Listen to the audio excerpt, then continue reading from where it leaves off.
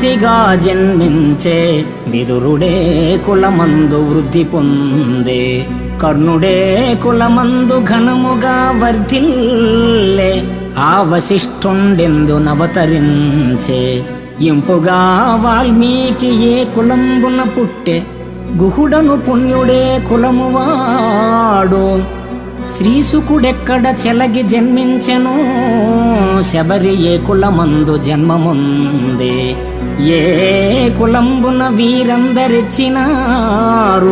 నీ కృపాపాత్రులకు జాతి నీతులేలా భూషణ వికాస శ్రీధర్మపుర నివాస దుష్ట సంహార నరసింహ దురిత దూర